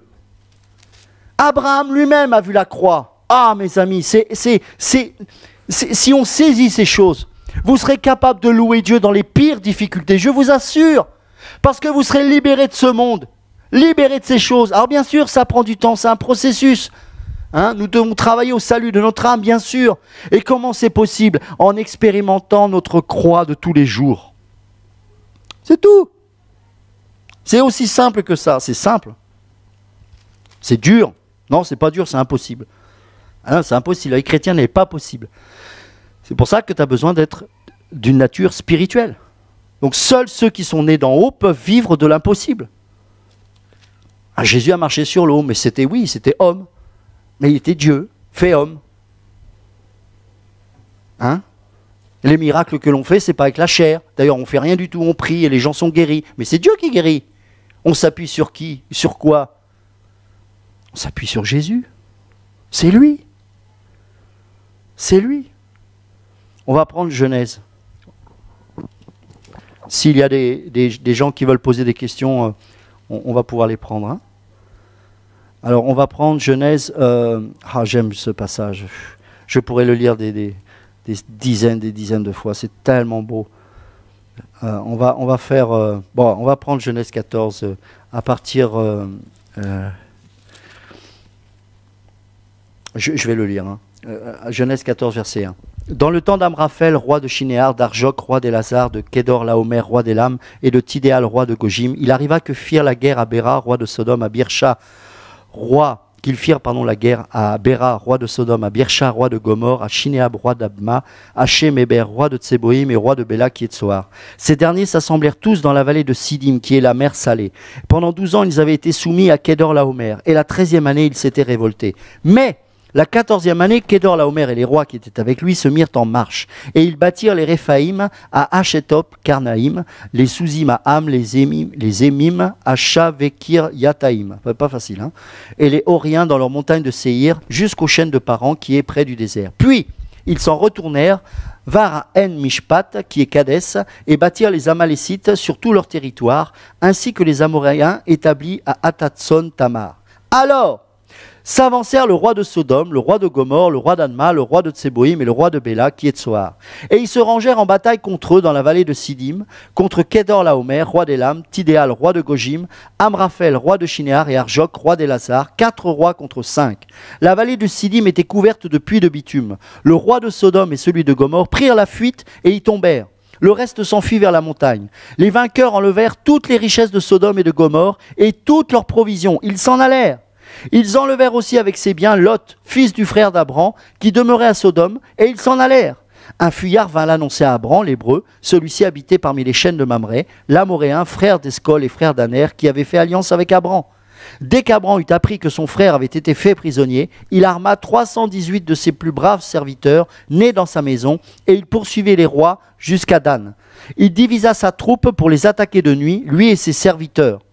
Il les battit et les poursuivit jusqu'à Shoba, qui est à la gauche de Damas. Il ramena toutes les richesses, il ramena aussi Lot, son frère, avec ses biens, ainsi que les femmes et le peuple. Après qu'Abram fut revenu vainqueur de Kédor Laomer et des rois qui étaient avec lui, regardez, écoutez, c'est très prophétique cette parole. Le roi de Sodome sortit à sa rencontre dans la vallée de Shavé, qui est la vallée du roi. Alors, vous avez une image qui est très surprenante. Vous avez le roi de Sodome qui a été indirectement sauvé par Abram, puisque le but c'était d'abord pour Abram de sauver Lot. Mais évidemment, le roi de Sodome s'en est sorti aussi. Mais là, on a une vision particulière. On a le roi de Sodome qui arrive à la rencontre d'Abram dans la vallée de Shavé. Mais il nous est dit au verset 18, au même temps qu'il y a qui? Melchizedek, roi de Salem, fit apporter du pain et du vin. Il était sacrificateur du Dieu Très-Haut. Suivez bien l'enseignement ce soir. Il bénit Abram et dit: béni soit Abram par le Dieu Très-Haut, maître du ciel et de la terre. Béni soit le Dieu Très-Haut qui a livré tes ennemis entre tes mains. Et Abram lui donna la dîme de tout. Le roi de Sodome dit à Abram: donne-moi les personnes et prends pour toi les richesses. Abraham répondit au roi de Sodome, « Je lève la main vers l'Éternel, le Dieu très haut, maître du ciel et de la terre. Je ne prendrai rien de tout ce qui est à toi, pas même un fil, ni un cordon de soulier, afin que tu ne dises pas, j'ai enrichi Abraham, rien pour moi. Seulement ce qu'ont mangé les jeunes gens et la part des hommes qui ont marché avec moi, Aner, Eshcol et Mamré, eux, ils prendront leur part. » Mes amis, qu'est-ce qui se passe là? C'est un moment extraordinaire et une parole prophétique merveilleuse. Vous avez ce que malheureusement les pasteurs n'ont pas fait. Ce qu'Abraham a fait là, les pasteurs n'ont pas fait. Vous avez la vision, Abraham a la vision de Melchizedek, on sait que c'est Jésus. Mais il a la vision du pain et du vin, la croix. Il a la vision de la croix. Et en même temps, vous avez le roi de Sodome qui est un type de Satan. Et que lui dit quelque part Satan, oui, au travers de la bouche du roi de Sodome? Donne-moi les âmes et je te donne quoi? L'argent. Mais Abraham, lui, est un homme de Dieu. Lui, il est un sauveur d'âmes parce qu'il a le caractère de Christ en lui. Et il ne veut pas de cet argent parce qu'il a devant lui la vision de la croix. Mais aujourd'hui, les pasteurs, ils ont cette croix devant eux, mais ils n'en veulent pas. Et ils prennent l'argent que Satan leur donne et ils confient les âmes à Satan. Est-ce que vous saisissez la portée de cette parole? Si vous n'avez pas l'esprit, c'est malheureusement ce que nous serons tentés de faire si nous n'avons pas le Saint-Esprit. À chaque fois que nous nous écartons du message de la croix, nous filons les âmes à Satan. Quand on prêche la prospérité, quand on prêche la dîme, quand on prêche toutes ces choses-là, c'est à Satan lui-même qu'on donne ces choses. Et en échange, ces pasteurs en reçoivent de l'argent. Et pourtant la croix, ils la voient, elle est là. Même les païens comptent aujourd'hui à partir de Jésus-Christ. Que Dieu nous aide. Je crois qu'on a un auditeur, si on peut le prendre. Bonsoir. Oui, bonsoir. Bonsoir. Frère. Soyez bénis. Je vous appelle, c'est par rapport justement, vous avez parlé de la loi et que effectivement Jésus est né sous la loi. Moi, ma question, c'est par rapport à ce que vous avez dit et qui est aussi marqué dans la Bible, c'est-à-dire que Jésus a dit qu'il est venu non pas abolir la loi, mais l'accomplir. Et je voudrais un petit peu mieux comprendre ce verset, en fait, parce que j'ai beaucoup de gens aussi qui m'en parlent et personne ne le comprend vraiment, en fait. Ok, d'accord. On va prendre le livre aux Hébreux. Oui.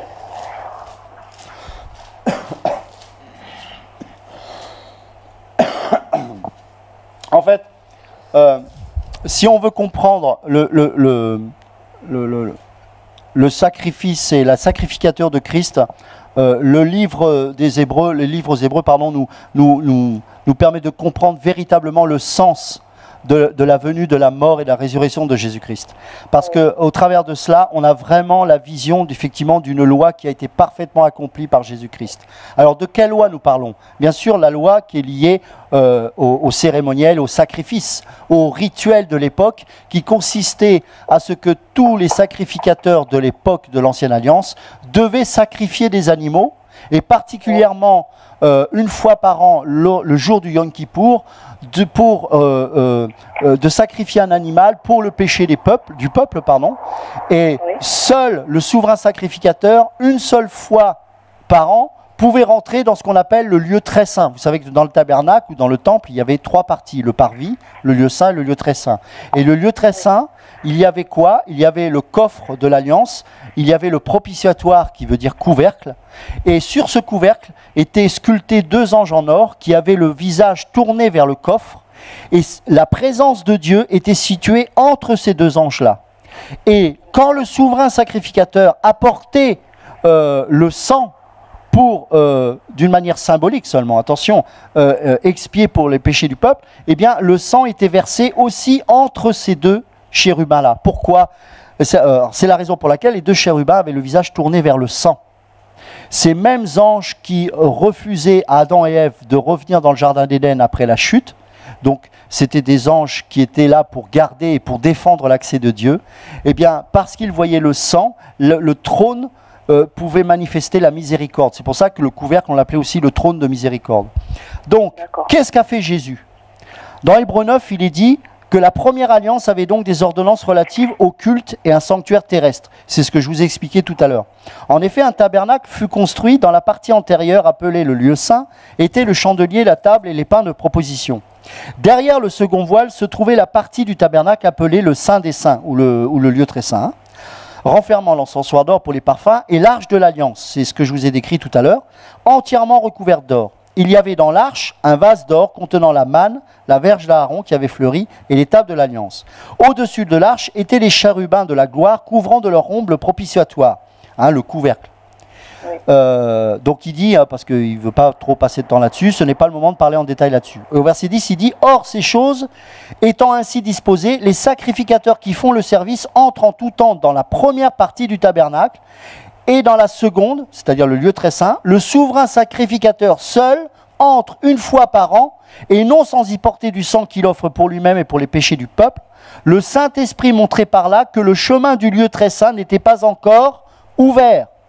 Tant que le premier tabernacle subsistait, c'était un symbole pour le temps présent. Il signifie que les dons et sacrifices présentés ne peuvent rendre parfait sous le rapport de la conscience celui qui rend ce culte. Ils étaient avec les aliments, les boissons et les diverses ablutions des ordonnances charnelles imposées seulement jusqu'à une époque de réformation. De réformation. Qu'est-ce qui s'est passé quand Jésus est mort à la croix? Il s'est passé quelque chose de très important dans le temple d'Hérode. Oui. Le voile, il faut savoir qu'il faisait, je crois, plus de 10 mètres de haut.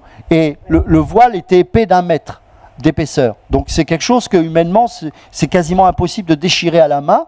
Mais non seulement il a été déchiré, mais pas de bas en haut, mais de haut en bas. C'est-à-dire que quand Jésus a expiré, c'est Dieu lui-même qui a déchiré le voile de haut en bas. Et donc ça voulait dire quoi? Verset 11, « Mais Christ est venu comme souverain sacrificateur des biens à venir. Il a traversé le tabernacle plus grand et plus parfait qui n'est pas construit de main d'homme, et c'est-à-dire qui n'est pas de cette création. Il est entré une fois pour toutes dans le lieu très saint, non avec le sang des boucs et des veaux, mais avec son propre sang ayant obtenu une rédemption éternelle. » Alléluia. Car si le sang des taureaux et des boucs et la cendre d'une vache répandue sur ceux qui sont souillés sanctifie et procure la pureté de la chair, combien plus le sang de Christ qui par l'Esprit éternel s'est offert lui-même sans tache à Dieu, purifiera-t-il votre conscience des œuvres mortes, afin que vous serviez le Dieu vivant. Et c'est pour cela qu'il est le médiateur d'une nouvelle alliance, afin que la mort étant intervenue pour le rachat des transgressions commises sous la première alliance, ceux qui ont été appelés reçoivent l'héritage éternel qui leur a été promis. C'est-à-dire qu'aujourd'hui, donc, ce qu'a fait Jésus, il est venu accomplir la loi sacrificielle ou cérémonielle, comme vous voulez, c'est la même chose. C'est-à-dire que quand Jean le Baptiste a vu Jésus et qu'il a dit cette parole merveilleusement prophétique, « Voici l'agneau de Dieu qui ôte les péchés du monde », il avait compris que désormais, il n'y avait plus besoin, à partir du moment où Jésus était mort à la croix, il n'y avait plus besoin de sacrifier des animaux, mais que désormais, Christ était mort une fois pour toutes pour nos péchés. C'est ça qu'il est venu accomplir. Tout à fait. Vous voyez? Et si on comprend ça, on est libre. C'est clair. Et quand on dénonce toutes ces choses-là, c'est parce que ces gens-là vous ramènent à la loi. Et oui. Et donc quand on est sous la loi, on n'est plus libre. Parce que la loi, elle est bonne. Paul dit dans Romains, la loi et le commandement sont justes, sont bons. Et la loi est bonne, elle est saine. Mais elle n'a pas pour vocation de libérer, mais de nous montrer qu'il fallait un libérateur. Donc quand on reste sous la loi, on n'est pas sous la solution, on est sous la condamnation. C'est pour ça que Paul combattait vraiment les légalistes, notamment dans l'épître aux Galates. Il disait, mais les Galates voulaient revenir, voulaient judaïser. Regardez aujourd'hui les chrétiens avec Jérusalem. J'espère qu'un jour on aura l'occasion de dénoncer ces choses. Jérusalem, c'est devenu la Mecque des chrétiens. Mais je bénis Dieu pour le peuple juif. Je n'ai pas de problème avec le peuple juif. Mais vous adorez une Jérusalem qui va recevoir l'Antéchrist. Donc on se trompe. Je veux dire, nous ne sommes plus là pour adorer au temple. Le 3e temple va accueillir, dans un premier temps, l'Antéchrist. Donc, nous sommes le temple. Le salut vient des Juifs, c'est-à-dire que Jésus devait annoncer cette nouvelle-là d'abord aux Juifs. Et merci Seigneur, il y a des Juifs qui reçoivent encore ce message. Mais le Juif doit être libéré de la loi. Parce que si le juif accepte Christ, lui qui a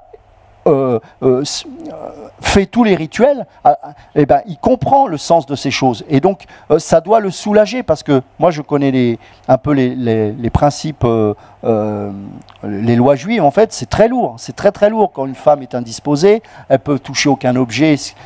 Quand l'homme, malheureusement, touche un objet que la femme a touché alors qu'elle est indisposée, il doit faire des rituels pour laver les objets. Enfin, c'est un truc de folie. Et donc, on a besoin d'être libéré de ça. Mais regardez ce que font ces faux pasteurs, ils vous mettent sous la loi. C'est ça. Et comme, en plus, ils veulent leur enrichissement personnel, bah, ils refusent le message de la croix, parce que oui, la croix, la chair déteste. Mais en même temps, la croix libère. Pourquoi? Parce qu'on n'est plus prisonnier de nous-mêmes. On n'est plus sous la condamnation. Parce que celui qui est mort, il va être condamné de quoi? T'es mort. Ma sœur, tu es morte. Satan va t'accuser. Il va dire, oh, mais tu sais, avant ta conversion, tu te rends compte, tu as fait ça. Il dit, oui, mais je suis mort. Jésus a tout payé, il a versé son sang, je suis libre. Point barre. Est-ce que c'est une question de sentiment? Non. Tu crois? La foi vient de ce que l'on ressent? Non. Romains 10, 17, la foi vient de ce que l'on entend, et ce que l'on entend vient de la parole. Donc, la maturité consiste à ne plus laisser son âme nous bercer par ses émotions charnelles. Les émotions ne sont pas là pour nous conduire dans la vérité. Les émotions sont bonnes, mais elles doivent rester à leur place. Les émotions, elles servent à quoi quand on est enfant de Dieu? Elles servent à attester la vérité. Je donne un exemple. Le Seigneur te demande de faire quelque chose. Tu n'as pas envie. Il n'y a pas d'émotion, il ne se passe rien. Émotionnellement, tu n'es pas encouragé à le faire parce que la chair, elle dit non. Tu décides, parce que tu es une femme de Dieu et que tu veux marcher dans l'obéissance à la parole de Dieu, de décider d'obéir à Dieu. Tu dis, ok, je le fais. Et une fois que tu l'as fait, qu'est-ce qui se passe? Les émotions, la joie du Saint-Esprit. Voilà, ça c'est l'ordre de Dieu. Alors qu'un chrétien charnel, il faut d'abord qu'il ressente les choses pour faire cela. Alors que ça va à chaque fois l'emmener dans des choses du diable. Le coup de foudre, il y a des chrétiens qui croient au coup de foudre, c'est complètement diabolique. Pour juste un démon qui va traverser notre âme et qui va nous envoyer une projection sentimentale, les gens vont basculer de vie juste pour ça. Et après, c'est trop tard. Non, c'est ça être des chrétiens affermis. D'accord. Ça répond? Oui, tout à fait, parfaitement. Là, maintenant, j'ai compris que c'est par rapport tout à fait au sacrifice, au sang de Jésus, que c'est une fois pour toutes, ça y est. Merci beaucoup, en tout cas, pour cet éclairage. Amen. Et que vraiment le Seigneur continue à vous éclairer pour enseigner le peuple de Dieu dans toute la vérité. Amen. Sois béni, ma sœur. Merci beaucoup pour ces encouragements. Bonne soirée. Bonne soirée. Au revoir. Donc voilà, mes frères et sœurs, vraiment, quand il y a la croix, Satan se dresse et va toujours vous proposer autre chose. J'ai pas lu la suite, mais dans Genèse 15, parce que là encore, Abraham a passé le test. L'alliance que Dieu avait faite à Abraham a été renouvelée dans Genèse 15. D'une manière beaucoup, on va le lire, d'une manière, on terminera là-dessus, d'une manière beaucoup plus forte et beaucoup plus complète. Genèse chapitre 15.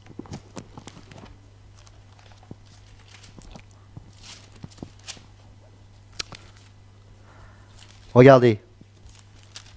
Oh là, c'est merveilleux. Donc après ce moment-là, Dieu est bon. Genèse chapitre 15, verset 1. Après ces événements, la parole de l'Éternel fut adressée à Abraham dans une vision et il dit, Abraham, ne crains point, je suis ton bouclier et ta récompense sera très grande. La récompense par rapport à quoi? Par rapport à son acte, par rapport à la foi qu'il a eue. Et vous savez quoi? Nous sommes les fruits de cette récompense. Wow. Ah, je loue Dieu pour ça. La récompense du chrétien, elle est éternelle. C'est pour ça que c'est médiocre de rechercher les richesses de ce bas monde. C'est médiocre, c'est nul, c'est minable. Ça, c'est être un minable. Mais quand on reçoit les promesses de Dieu, ça a une portée. Regardez tous les hommes de foi dans Hébreux 11. Ils n'ont rien vu de leur vivant. Rien. La parole est claire, hein, ils n'ont rien vu. Mais nous l'avons vu et nous le voyons encore aujourd'hui, tous les jours, à chaque fois, mon frère, ma soeur, que tu prends Hébreux 11, la récompense, elle est là. Alléluia. Ça, c'est la dignité d'un chrétien. Un chrétien va au carton la tête haute. Pourquoi? Parce qu'il sait qu'il n'est pas attaché à ce monde. Il peut mourir cramé sur une croix en chantant des louanges parce qu'il sait que la cité céleste lui est réservée. C'est la joie qui nous anime. Tous les gens qui s'accaparent des richesses de ce monde sont des trouillards. Et ce sont des gens qui n'ont pas l'excellence de la grâce, qui n'ont pas compris qu'ils sont passés à côté d'une destinée, d'une vraie destinée. S'il n'est pas trop tard, ils peuvent se repentir. Mais pour cela, Jésus nous a dit, il n'est pas impossible, hein, mais il a dit, il est difficile pour un riche de rentrer dans le royaume de Dieu. Pourquoi? On rentre pas, on ne va pas au ciel avec ses bagages. Je crois qu'on a encore quelqu'un. Oui, bonsoir. Oui, allô, bonsoir. Bonsoir. En fait, j'ai une question. Dans Luc 9, 23, la Bible dit, puis il dit à tous, si quelqu'un veut venir après moi, qu'il renonce à lui-même, qu'il se charge chaque jour de sa croix et qu'il me suive. Alors, la Bible nous parle de la croix. Oui. Aujourd'hui, dans les églises bâtiments, on voit les croix bois. Oui. Les croix croisées là. En fait, qu'est-ce que vous en dites par rapport à ces croix-là? Parce qu'il y a des chrétiens qui croient que ces croix que la Bible parle, D'accord. Voilà. C'était vraiment ça ma première question, parce qu'il y a encore une deuxième. D'accord. Quand par exemple un chrétien porte une médaille avec une croix dessus, en fait, c'est comme si tu voyais un homme porter son cimetière. Pas son cimetière, son cercueil. En fait, c'est quelque chose... en fait, la croix, c'est une malédiction. Maudit est quiconque est pendu au bois. Donc, mettre une croix sur un mur, c'est comme si tu vénères un cercueil. Ça, c'est du mysticisme. C'est pas ça la croix dont il est fait question. D'ailleurs, dont il est question, pardon. Dans Luc 9, 23, il suffit de dire au verset 24, il est dit « Car celui qui voudra sauver sa vie la perdra, mais celui qui la perdra à cause de moi la sauvera. » C'est-à-dire ne pas chercher son intérêt, comme on a lu dans Philippiens 2, mais de chercher l'intérêt de l'autre. C'est-à-dire ne pas être au centre de sa propre vie. Mourir à soi, en fait, c'est ça. Mais quand on met, par exemple, des croix sur un mur, des choses, ça n'a pas de sens. Moi, je n'ai pas besoin de mettre une croix parce que Dieu est ressuscité. Donc, je vais pas... Comment veux-tu symboliser la croix? C'est pas possible. Parce que la croix, c'est quoi? C'est, au niveau du salut, c'est Jésus qui est mort pour nos péchés. Mais parce que ce sacrifice a été accepté de Dieu, il est ressuscité. Donc, voilà, il règne. Point barre. Je n'ai pas besoin de mettre une croix. Maintenant, en ce qui me concerne, moi, dans mon quotidien, la croix, c'est quoi? C'est pas cette croix-là. C'est cette croix qui consiste à perdre en permanence. C'est pas mon intérêt, c'est l'intérêt de Dieu qui compte. À chaque fois. C'est ça, prendre sa croix. Donc, tous ces symboles, toutes ces choses que l'on met, c'est complètement diabolique. Pourquoi? Parce qu'on ne vénère pas un cercueil. Tu vois ce que je veux dire? Oui, oui. Donc ça, c'est pas bon. Ça n'a pas de sens. On n'a pas besoin de mettre de croix, de machin, de trucs comme ça. D'ailleurs, ça devient de la doctrine catholique. Hein. Excusez-moi, ça va couper la parole. Dans toutes les églises dites, de bâtiments dites églises, parce qu'il y en a beaucoup il y a la croix, vous allez rentrer, il y a la croix, même vers le pupitre, qui s'appelle la chaire et tout, il y a la croix. Partout, il y a vraiment la croix. Et du coup, les chrétiens ne pensent même pas à ces croix-là. Même Exode 20, verset 4, nous parle, tu ne te feras point d'image taillée, tout à fait, ni de représentation quelconque des choses qui sont en haut dans le ciel, qui sont en bas sur la terre et qui sont dans les eaux plus bas que la terre. Mais tandis que la Bible nous interdit de le faire, mais on voit dans les églises dites bâtiments, les chandeliers, on voit diabolique. le fait dit, le fait Saint-Esprit, le fait Dévora, on voit les pasteurs habillés en soutane, les soi-disant clergés, on voit le podium, comme, excusez-moi de vous dire, un jour je regardais un documentaire sur France 3, je vis un podium de franc-maçonnerie, parce qu'ils faisaient leur pipe. J'étais un tout petit peu intéressé de voir exactement les podiums des francs-maçons, pareil avec les églises dites, les bâtiments dites églises. J'étais scandalisé, frère. Ouais. J'étais scandalisé de voir toutes les signes, les piliers, toutes les je sais pas, il y en a trop, mais je me suis dit, mais on est où, on va où, frère? Ouais. C'est grave, hein. C'est très grave. C'est très grave. Or, la Bible nous interdit Bien sûr. de faire ni des présentations, ni des images vides du ciel sur la terre, sous la terre. On verra dans les églises dites, des bâtiments dites églises, ils vont mettre un colombe en forme de Saint-Esprit, parce que le Seigneur nous envoie de faire ça. Oui, oui, oui, oui. Donc, en gros, frère, ma question, si on voit tout ça, automatiquement, c'est l'effet étranger, Dieu est à la porte. Oui. Oui. Il faut savoir que beaucoup de pasteurs sont francs-maçons. Donc, vous retrouvez beaucoup d'intronisation de pasteurs, des rituels francs-maçonniques. Et pour cause, beaucoup sont francs-maçons. En fait, bon, l'Église évangélique aujourd'hui, elle est aussi apostate que l'Église catholique, parce que de toute façon, la croix telle qu'elle est présentée, ça vient de l'Église catholique. La configuration dans nos églises évangéliques, la disposition des chaises, c'est exactement la même disposition qu'on retrouvait au Moyen-Âge dans les cathédrales. C'est-à-dire vous aviez les cardinaux ou les évêques sur les côtés, et puis au centre vous aviez le prêtre qui faisait, qui participait à la scène, Sainte Seine entre guillemets. Et puis vous aviez le peuple qui n'avait pas accès à la nef, qui était spectateur et qui regardait. Et quand vous observez les églises évangéliques, c'est la même chose. Vous avez sur l'estrade, sur les côtés, les pasteurs assistants, les hommes de Dieu qui sont habilités, et vous avez le pasteur principal qui est au milieu avec son pupitre et sa croix. Donc c'est la même disposition qu'une église catholique. Et vous avez, donc ça représente le clergé, et vous avez les laïcs. Alors que la parole est claire dans 1 Pierre 2, 5 à 10, nous sommes des sacrificateurs, nous sommes une race élue, une nation sainte. Donc tout cela, c'est complètement diabolique. De toute façon, il y a très peu de convertis dans ces églises, il y a peut-être même pas 1%, j'en sais rien, enfin, on ne peut pas faire de stats. Mais quand Dieu nous éclaire, on en sort. C'est obligé, parce que le Saint-Esprit nous enseigne et nous montre que ce sont des abominations. C'est pour ça qu'on doit avertir le peuple.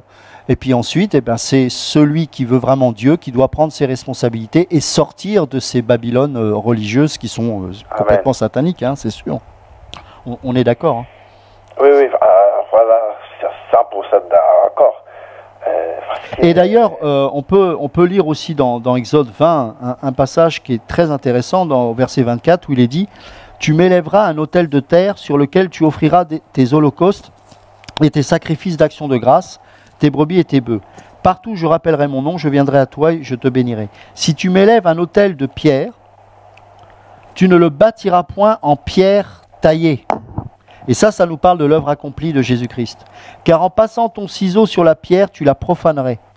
Tu ne monteras point à mon autel par des degrés, afin que ta nudité ne soit pas découverte. » Quand il est dit que cet autel de pierre ne doit pas être bâti en pierre taillée et que le ciseau ne doit pas passer sur cette pierre, ce que Jésus a fait à la croix, il n'y a rien à rajouter.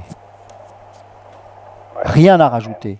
La religion, ça ramène toujours l'homme en centre. Et ça veut dire quoi? Ça veut dire qu'on passe le ciseau sur la pierre. Ça veut dire que le salut en Christ n'est pas suffisant, il faut les indulgences. Chez les catholiques, c'était ça. Il y a le purgatoire. Tout ça, c'est rajouter, essayer de tailler cette pierre qui ne doit pas être taillée. Et l'église évangélique aujourd'hui, c'est la dîme, c'est la bénédiction, la prière par l'argent. Tu donnes et tu seras béni. Et ça touche au caractère de Christ, ça touche au salut. Et ça, c'est comme si on voulait tailler cette pierre qui est Christ et qui n'a pas besoin d'être taillée. Jésus a tout accompli. C'est par la grâce que vous êtes sauvés par le moyen de la foi. Et cela ne vient pas de vous. C'est un don de Dieu. Éphésiens 2. Et ça, c'est important parce que ce passage-là nous parle même des œuvres par la suite, hein, Éphésiens 2, 8 à 10. Car nous sommes son ouvrage créé pour des œuvres bonnes d'avance préparées pour nous afin que nous les pratiquions. Donc ces œuvres-là que nous devons faire, elles sont déjà existantes au ciel, mais petit à petit, elles se manifestent par la foi. C'est pour ça que notre vie consiste à s'appuyer sur la parole de Dieu et à le marcher par la foi. Comme Abraham. Amen. Comme Abraham. Et tous ces gens-là n'ont pas la foi. Pourquoi? Parce qu'ils s'appuient sur des rituels, ils s'appuient sur des biens matériels ou autres, ils s'appuient sur des moyens de communication. C'est pour ça qu'on fait payer des concerts, parce qu'on se dit, oui, mais comment je fais pour vivre? Ben, comment ils faisaient les autres? Prie, marche par la foi, attends-toi à Dieu. C'est le seul moyen de savoir si ce que tu fais est vraiment de Dieu ou pas. Vous voyez, c'est tout ce cheminement-là qui est complètement corrompu, perverti. Et c'est là où on voit que déjà l'antéchrist est assis dans ce genre de temple, et malheureusement assis, malheureusement chez pas mal de dits chrétiens, qui pensent être de Dieu, alors qu'en fait ils sont inspirés d'une doctrine de Balaam. Et c'est pour ça que certains peuvent être encore éclairés, et Dieu les en sort. Comme moi-même, j'étais dedans avant, j'étais dedans, et le Seigneur m'a fait grâce, et à ce moment-là, c'est à nous de prendre nos responsabilités et de sortir. Amen. Amen. Amen, frère. Que Dieu soit béni. En tout cas, merci mon frère pour ton intervention et tes questions. Et c'est vrai que, non, l'Église, c'est quelque chose qu'on ne peut pas retenir, qu'on ne peut pas figer. C'est pas quelque chose, là où 2 ou 3... Chora, un jour, il m'a dit, je partageais un petit peu les difficultés que j'avais pu rencontrer à un moment donné avec certaines personnes. Et puis il me dit, mais tu sais, hein, c'est pas pour rien si Jésus il dit, là où 2 ou 3 sont assemblés en mon nom, je suis au milieu d'eux. Il n'a pas dit 4 ou 5, il n'a pas dit 6 ou 7. Et en fait, c'est un reste. Dieu est un Dieu de reste. Et effectivement, c'est pas une foule. À chaque fois, dans la parole de Dieu, c'est sors, sors, sors, sors, sors, sors de Babylone. Sors de ta chair, sors de ta religion, sors de tes fausses doctrines, sors de tes convoitises. Et voilà, on est appelé à sortir en permanence de tout. Donc, les gens ont la prétention de croire qu'en restant dans un endroit, nous on ne changera pas, mais c'est là où nous sommes, c'est ça qui changera. Mais non, c'est faux, c'est pas biblique. Si on reste dans un endroit qui n'est pas de Dieu, eh ben, ce n'est pas ceux-là qui vont changer, c'est nous qui allons être conformes à ces gens-là, malheureusement. Donc le seul moyen, c'est de sortir. 1 Pierre 2,11 dit « Je vous exhorte en tant qu'étrangers voyageurs sur cette terre à vous abstenir des convoitises charnelles qui font la guerre à l'âme. » C'est intéressant parce qu'il lie le fait qu'on est des étrangers et des voyageurs avec le fait de se sanctifier. On peut se sanctifier qu'à partir du moment où on se considère comme quelqu'un de passage sur cette terre. Si on aime ce monde, on ne peut pas se sanctifier. À un moment donné, on tombera. Mais si on sait qu'on est des gens destinés au ciel, qu'on est des citoyens célestes, eh ben, à ce moment-là, eh ben, on sera beaucoup moins tenté par les choses de ce monde, parce qu'on n'en aura pas envie, parce que nos pensées seront en Christ, parce qu'on sera rempli de l'Esprit de Dieu, parce que tout ce qu'on va faire, ce sera pour la gloire de Dieu. Moi, j'ai un travail... Mon frère. Oui. Dernièrement, j'ai parlé avec un frère, un pasteur. Oui. En fait, il était parti à Bénin pour faire une formation des jeunes ouvriers. Enfin, je ne savais pas, le président de Bénin, c'est lui qui recrute tous les pasteurs qui sont en Europe et en Afrique. C'est lui qui finance leurs églises et tout. Et du coup, j'étais intéressé quand je regardais une émission, frère Chora, il était avec le frère Blaise, qui était le frère Blaise de l'Afrique. Oui. Ils ont parlé d'un nom de pasteur Marcelo.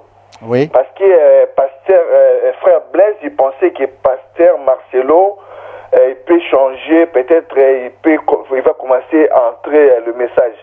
Mais si vraiment c'est frère Blaise m'attend, où il est en Afrique, qui n'approche pas des pasteurs là, Marcelo. C'est un franc-maçon tout fait. Il a été déjà recruté. Ils sont là. Si vraiment il se rapproche de ses frères, il va l'empoisonner pour la deuxième fois. Wow. Ils sont déjà été recrutés par le président de Bénin.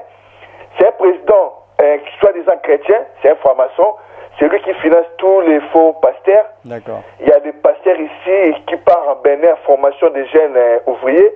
On sait tous, les jeunes ouvriers, ce sont les premières étapes de la franc-maçonnerie. Oui, hein. bien sûr, oui. Oui. Donc, c'est lui qui finance tout. Tous les pasteurs, les petits pasteurs ici en France, ça part là-bas. En Europe et tout, en Afrique, ça part là-bas. Ça récolte de l'argent. Alors, j'ai dit ça pourquoi? Par rapport à frère Blaise. Marcelo, ce n'est pas son frère. Marcelo, ce n'est pas son frère. Qu'il fait attention, j'ai entendu, il avait dit, il a été empoisonné première fois. Donc s'il se rapproche de Marcelo, il va l'empoisonner pour la deuxième fois. C'est pas son frère. Ok, bah en tout cas, merci de nous avoir prévenus. C'est vraiment précieux et on passera à la commission. Vraiment, merci mon frère pour nous avoir prévenus par rapport à ces choses. C'est vrai qu'on doit être vigilant, c'est important. et on doit être sage, et c'est pas simple, c'est pas simple. En tout cas, voilà, que le Seigneur vous éclaire encore. Vous savez, cette parole, elle libère.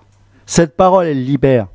Je pourrais plus aujourd'hui rester assis sur une chaise en train d'écouter quelqu'un. D'abord, je crois que je m'endormirais, mais je veux dire, on est poussé à l'action. Le Saint-Esprit, il nous fait avancer.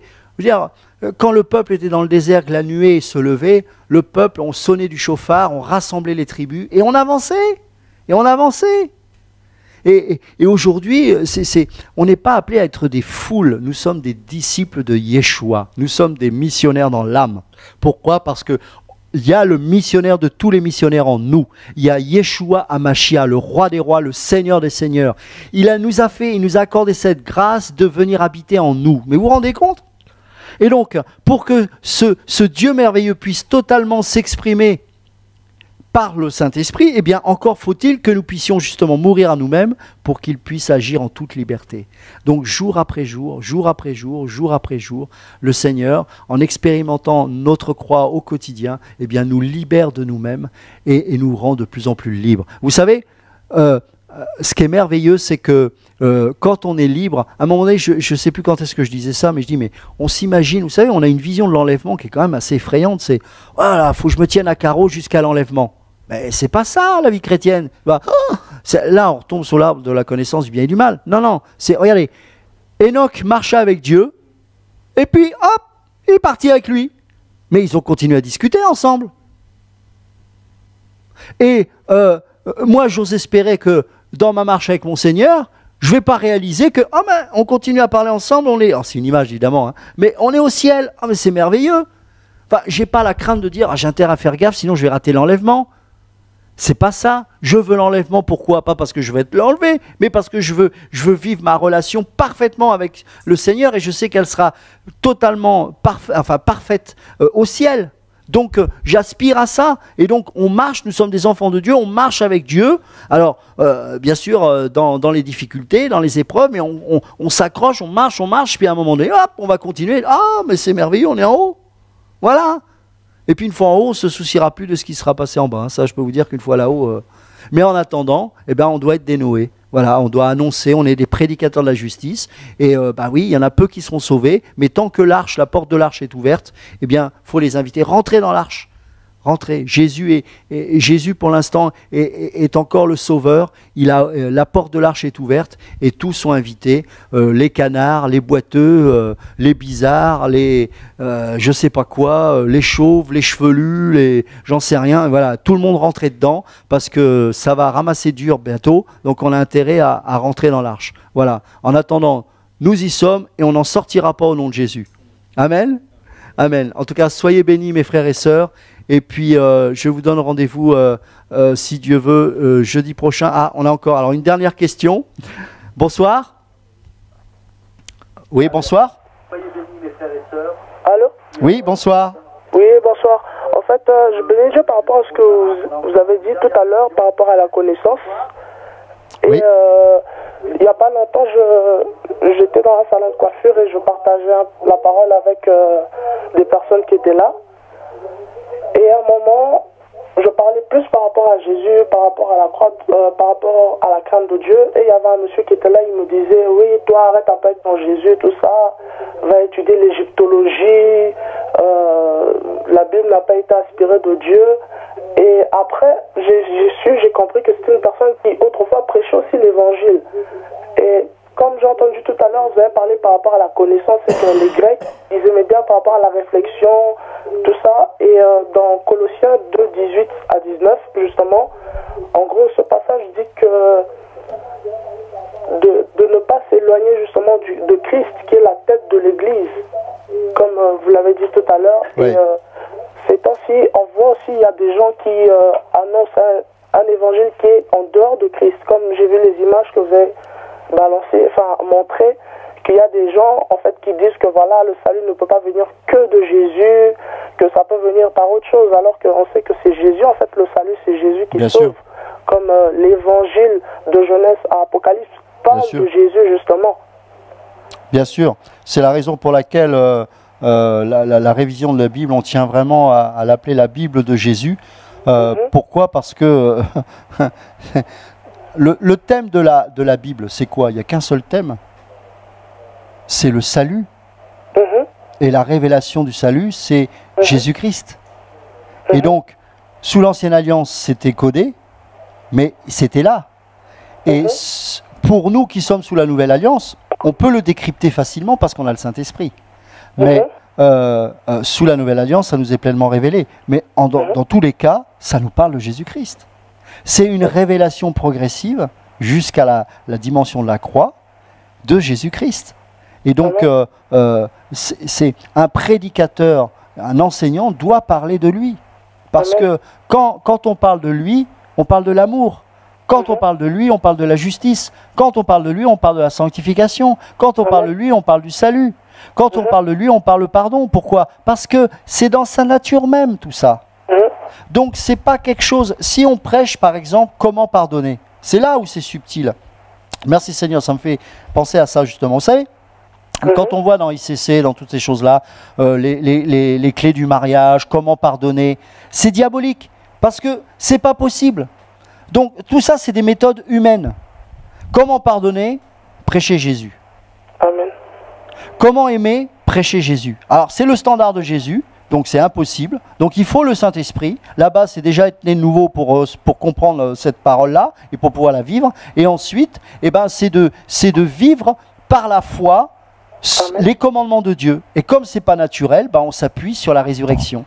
Et donc c'est ça. Alors quand on voit des DVD qui sont diffusés partout, comment pardonner, comment aimer, mettez ça à la poubelle. Parce que ça ne nous amène pas à Jésus. Si on vient à Jésus, on aime. Si on vient à Jésus, on pardonne. Si on vient à Jésus, on aime libérer les gens en prêchant la vérité. On aime prendre des coups, c'est pas grave. Pourquoi? Parce que la nature de Jésus est en nous. Et donc, voilà, c'est Jésus. Donc, plus on va prêcher Christ, plus on va prêcher, parce que le message de la croix, c'est Christ. Tout ça, derrière la saine doctrine, c'est Jésus. C'est pour ça que Paul, il disait, c'est beau cette parole, il disait à Timothée, c'est comme un testament qu'il lui donnait. Je t'en conjure devant Dieu et devant les hommes, prêche en toutes circonstances favorables ou non. C'est fort, j'aime cette parole. C'est une des premières paroles que j'ai reçues quand il m'avait demandé de dénoncer, de prendre position. Et c'est cette parole que j'avais reçue comme si Dieu me parlait. Et Paul disait, je t'en supplie Timothée, parce que Timothée avait une tendance à être un peu timide. Il disait, tu as reçu les grâces, vas-y, prends position. Prends position, tu as mon exemple, c'est Paul qui parle, tu as mon exemple, tu vois les coups que j'ai souffert, mais tu es mon enfant dans la foi, je t'ai formé, je te passe le relais maintenant. Maintenant, sors de ta timidité, vas-y, en toute occasion, favorable ou non, prêche la saine doctrine, c'est-à-dire prêche Jésus. Donc il n'y a pas besoin de vendre des DVD sur comment pardonner, il suffit de voir Christ, il suffit de vivre Christ, et en lui, il y a toutes ces choses-là. Il y a l'amour, il y a la paix, il y a la joie, il y a la bonté, il y a la fidélité, il y a la douceur, il y a la maîtrise de soi. Il y a toutes ces choses-là. Parce qu'il est comme ça, c'est dans sa nature. Et comme je disais tout à l'heure, l'Église, elle est de même nature que Christ. Donc l'Église pardonne, l'Église se sanctifie, l'Église aime parce que c'est sa nature. Amen. Voilà. Donc, excusez-moi, c'est que même par rapport à ce que vous dites, c'est qu'à un moment, il s'est adressé à toutes les personnes qui étaient là. En parlant de moi, il disait, des gens comme ça, il leur faut des psychiatres, il leur faut des hôpitaux. Parce que, voilà, il n'arrête pas avec son Jésus, donc il faut des hôpitaux, en fait. Et c'est que les gens, en fait, renient Jésus, en fait. Mais, la sagesse de Dieu est folie aux yeux du monde.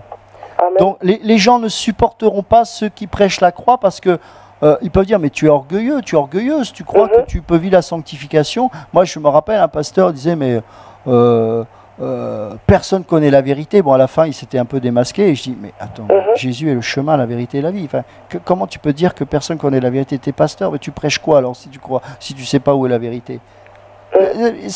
On est complètement. C'est une espèce de fausse humilité. C'est pas l'humilité, c'est parce que moi je veux pas changer. Je reste avec mes péchés, je reste avec mes certitudes. Mais voilà, chacun sa vie. Non, c'est pas ça. La voiture, elle est rouge. Je ne vais pas dire qu'elle est blanche pour te faire plaisir. Elle est rouge, elle est rouge. Bon, Jésus, c'est le seul chemin. Je ne vais pas te dire pour te faire plaisir, viens à Mahomet. Parce que si tu viens à Mahomet, tu vas en enfer. Ah, mais tu ne peux pas dire ça, ça manque d'amour. Ben non, c'est toi qui manques d'amour, parce que tu es lâche. Et Jésus dit, dehors les lâches. Parce que quand on est lâche, on n'a pas l'amour. On garde précieusement quelque chose qui ne nous sert à rien d'ailleurs parce qu'on ne l'a pas expérimenté, sinon on le donnerait aux autres. Mais on ne veut pas le donner aux autres parce qu'on a peur, parce qu'on n'a pas envie que l'autre soit sauvé. Et on va se déguiser sous une forme religieuse en disant « Oh mais tu manques d'amour, non, non, il faut être tolérant. » Non, c'est toi qui manques d'amour. Vous voyez, Satan, il inverse les choses. Non, non, c'est pas moi qui manque d'amour. Moi, je dis la vérité, l'enfer est une réalité. Et si tu ne crois pas en Jésus-Christ, tu vas aller en enfer. Oh, tu peux pas dire ça, tu manques d'amour. Non, c'est toi qui manques d'amour. Parce que qu'as-tu fait du message? C'est ce qu'on aurait dû dire à un homme comme Billy Graham, qui prêchait ce message. Mais à force de côtoyer les présidents, eh bien, à 90 piges, qu'est-ce qu'il dit aux journalistes de CNN? Comme Joel Osteen, qui pourtant, lui, n'était pas parti pareil. Il est médiocre au départ, mais il a dit « Ouais, non, moi, avant, je prêchais l'enfer, la croix. Maintenant, je dis plus ça. Maintenant, ce qui compte, c'est l'amour. Les musulmans, s'ils croient en Dieu, ils peuvent être sauvés. » Tout ça pour finir comme ça? Eh ben, on me dit « Oh, mais frère, tu juges qui, toi, par rapport à Billy Graham ?» Mais je ne suis rien, je ne cherche pas à me comparer. Moi, je parle de la saine doctrine. J'ai quand même le droit de dire la vérité, parce que la vérité, c'est Jésus-Christ. Maintenant, si ça ne lui plaît pas, c'est son problème. Donc on doit, ouais, c'est sûr, c'est sûr on va passer pour des fous, mais il faut être courageux, voilà. Et ce sont souvent les gens qui sont les plus méprisés, les plus détestés, qui sont les plus courageux, parce que Jésus n'est pas venu sauver les justes, mais les pécheurs. Amen. Amen. Amen. Que Dieu soit béni. En tout cas, merci pour ton intervention et que le Seigneur te fortifie et t'encourage. Amen. Alors, donc, notre émission tire à sa fin. Donc, je vous remercie pour votre participation. En tout cas, c'était vraiment intéressant de voir toutes ces questions-là. Et je pense qu'on a eu encore un nouvel éclairage de notre Seigneur. Il est merveilleux, il est beau. Nous l'aimons de plus en plus. On vit des choses de plus en plus difficiles, mais je ne sais pas, c'est bizarre, mais intérieurement, on est de plus en plus heureux. Parce qu'on sent le ciel se rapprocher. On pourrait presque entendre les anges préparer les trompettes. Et je me réjouis à l'avance de cela. Pour moi, ce n'est pas un jugement, cette trompette, c'est un soulagement. J'aspire à ce qu'elle sonne enfin. Et tant qu'on est ici-bas, on doit avertir, alerter, encourager, prêcher cette saine doctrine en toute occasion, favorable ou non, car il en est digne, notre Seigneur. Il est mort pour nous, il s'est dépouillé de sa divinité, il s'est fait homme, il a été jusqu'au bout de la croix, il a souffert comme personne n'a pu souffrir pour nous. Alors c'est le minimum qu'on puisse faire afin de lui rendre gloire. Que Dieu soit béni. Amen. À bientôt.